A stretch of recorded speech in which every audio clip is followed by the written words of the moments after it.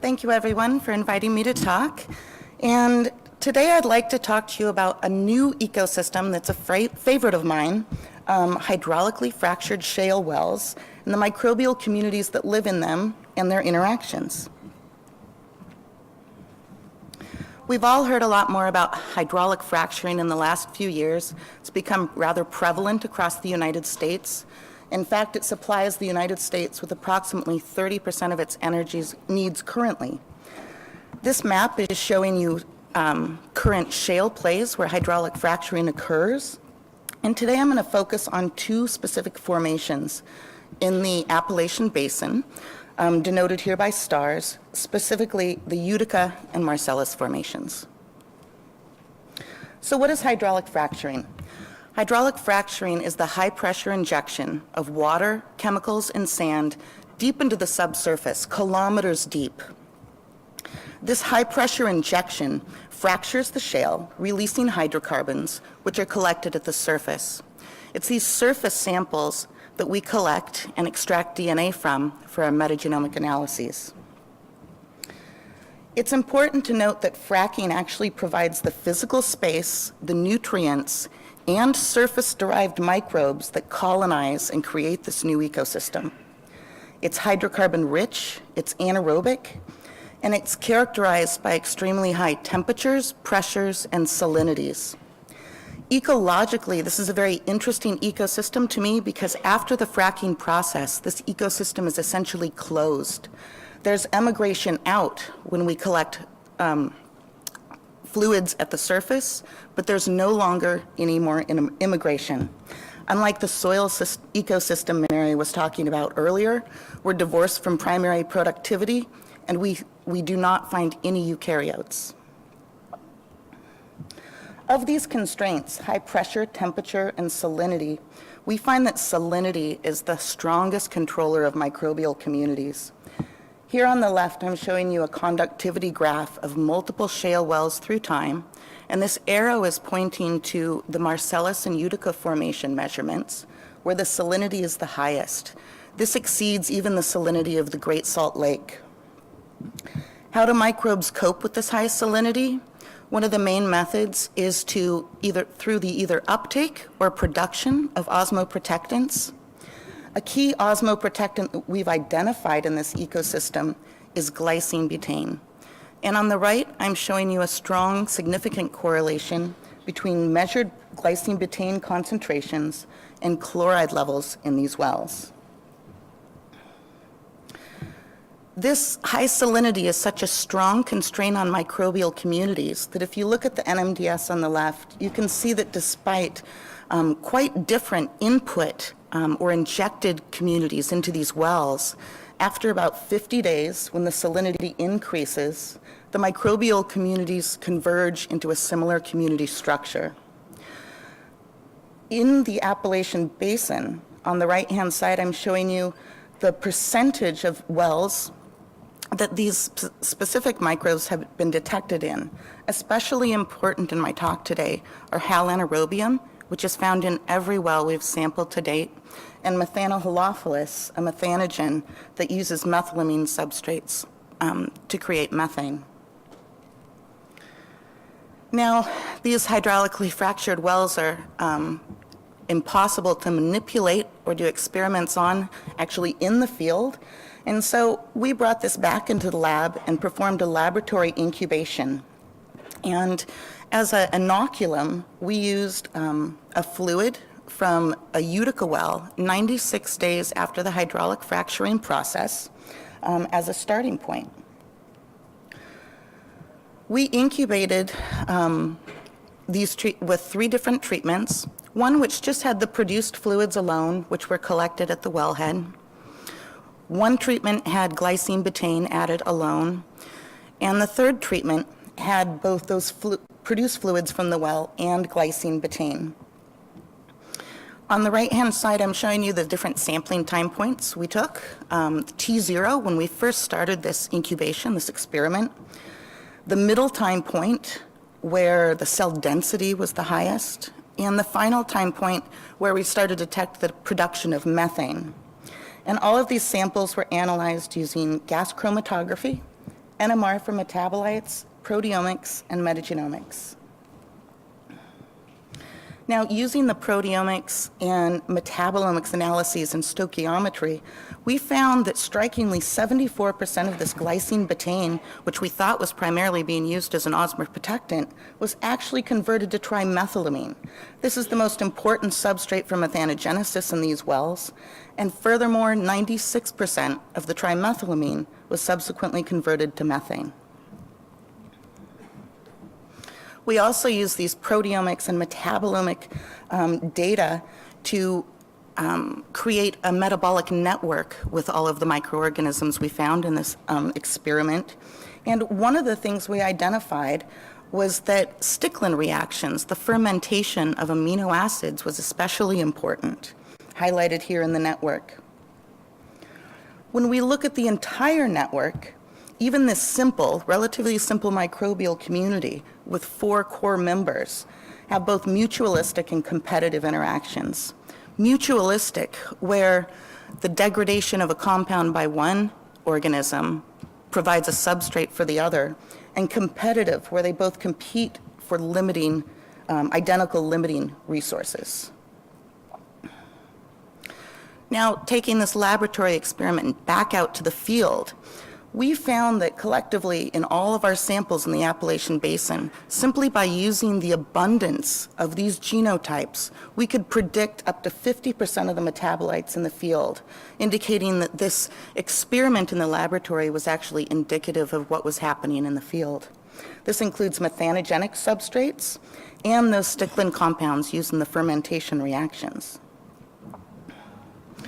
So this begs the question, given the importance of glycine betaine in this system for osmoprotection and other uses, and the high energetic cost of glycine betaine synthesis, why is it available and measurable in the environment? Well, our hypothesis is that the primary reason is viruses, and thank you Pacific Northwest National Lab for making this lovely figure. So why did we think viruses? First, because of the sheer number that we discovered in our metagenomes. On the left, I'm showing you a viral OTU accumulation curve, and in gray is the accumulation curve from a soil or peat system, known to have high host diversity. Strikingly, the blue line represents the viral OTU accumulation curve in these shales, in these fracking wells, which rivals that of the soil peat systems, despite significantly lower host diversity. Another line of evidence we had that in that laboratory incubation, we identified 15 unique viral OTUs. Not only were they in the metagenomes, but in the proteomics, most of these had peptides detected indicating that there was active viral predation happening. Looking back at the field data, I did mention that Halanerobium is the most prevalent member found in every well in the Appalachian Basin we've measured to date. What I didn't mention is that it often makes up to 99% of the microbial community and is obviously an important player. What I'm showing you at the top is the cumulative abundance of viral OTUs that have Halanerobium as their host across 5 different wells through time. When we compare this to those same abundances of Halanerobium OTUs in the wells, we find a significant and very strong correlation between these abundances, suggesting that these Halanerobium are constantly being preyed upon by viruses. So in order to test this, we asked the question, can, in the laboratory using Halanerobium isolates from these wells, can we induce prophage and look at the consequences on the metabolite pool after induction? So here I'm showing you a growth curve of a Halanerobium isolate that contains a virus integrated into its genome, or a prophage. And in this red line, I'm showing you where we induced the prophage with succinate, which we found to be an environmentally relevant stressor for these microbes.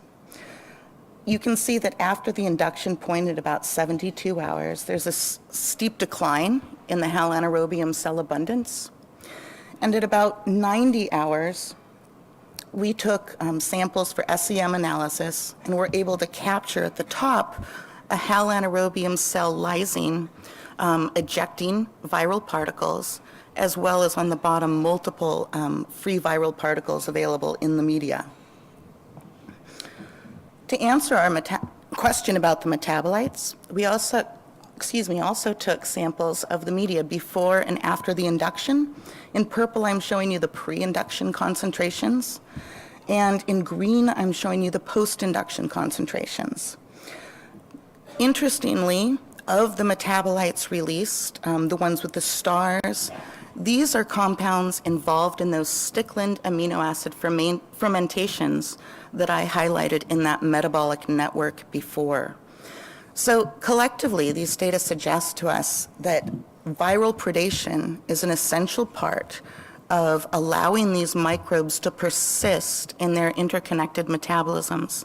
As I mentioned before, these fracking wells, after fracking, these are closed systems with no further surface inputs in terms of nutrients, metabolites, other energy sources. And we found that these microbial communities can persist over hundreds, if not thousands, of days through the lifetime of a well that we've analyzed so far. So our future directions for this project are to expand our sampling of fracking wells to understand these interactions and see if they're generally applicable across the United States in different formation plays. Do we see the same metabolisms? Do we see the same communities? We want to examine the biogeography of the microbial communities hosted in shale and their viruses. We have an extensive Halanerobium isolate database. We want to isolate viruses and determine their Halanerobium host range. We have a graduate student in Mike Wilkins' lab who's working on Halanerobium comparative genomics.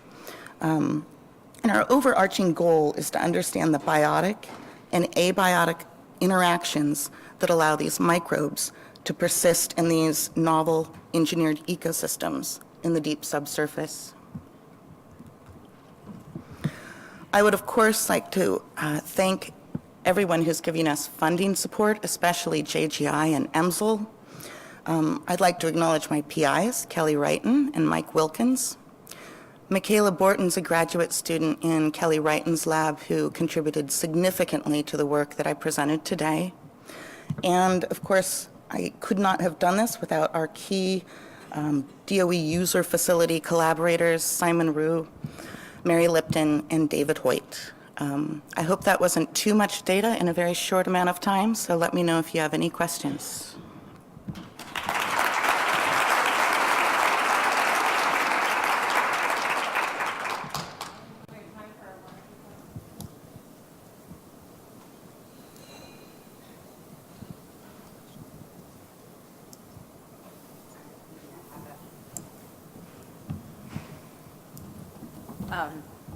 That's a really incredible picture of the cell with the viral lysis. Everyone likes the explosion. Was that the only one, or were there? No, there were multiple. Lots of those, yeah. Yes. And do you have a way of knowing that those are viral particles that you can see coming out? We have more images that were magnified more greatly. That's probably the most striking image.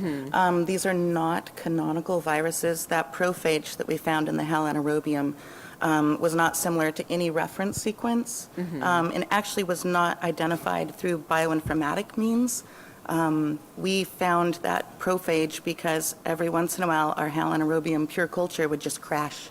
All right, great. Well, thanks for a fascinating talk.